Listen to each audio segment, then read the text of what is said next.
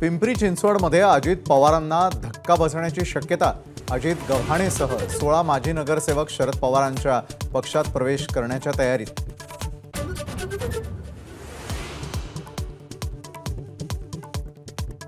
विधान परिषदेसाठी राष्ट्रवादी उद्या उमेदवारांची नावे जाहीर करणार।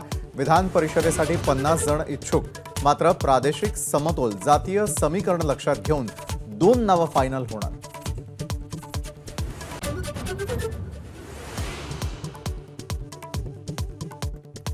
बाळासाहेबांशी वैचारिक दगाबाजी केलेल्यांची साथ सोडून जनतेच्या मनातील सरकार स्थापलं।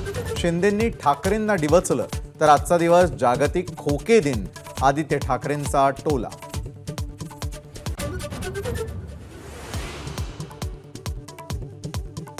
स्वातंत्र्यावरून संभाजी भिडेंचं वादग्रस्त वक्तव्य।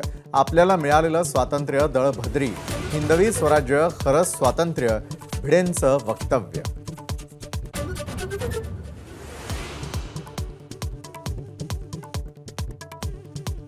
संत ज्ञानेश्वर आणि संत तुकाराम महाराजांच्या पालखींचा आज पुण्यात मुक्काम। संगमवाडीमध्ये दोन्ही पालखींची भेट। माऊलींच्या पालखीसह वारकऱ्यांचा महापूर।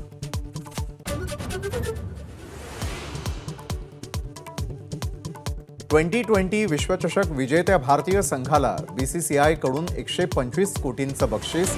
बीसीसीआयचे सचिव जय शाह यांची ट्विट करत माहिती।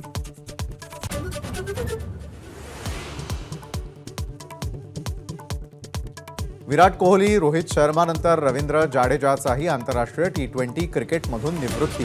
विश्वचषक जिंकल्यानंतर T20 क्रिकेटला अलविदा।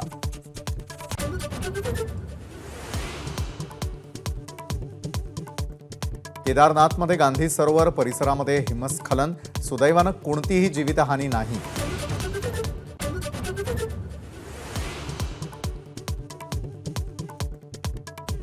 आसाममध्ये रियांगी नदीच्या पाणी पातळीमध्ये वाढ झाल्यानं पूरस्थिती।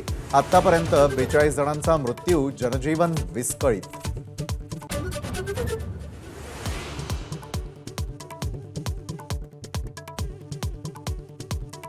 पावसाच्या जोरदार हजेरीनं संपूर्ण महाराष्ट्रात नद्या धबधबे प्रवाहित। छत्रपती संभाजीनगरमधील सीता नहाणी धबधबा प्रवाहित, तर वीकेंड निमित्त पर्यटकांची कोकणात तोबा गर्दी।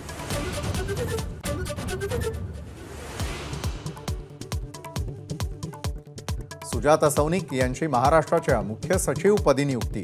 महाराष्ट्राच्या पहिल्या महिला मुख्य सचिव बनण्याचा मान। आजपासून स्वीकारला पदभार।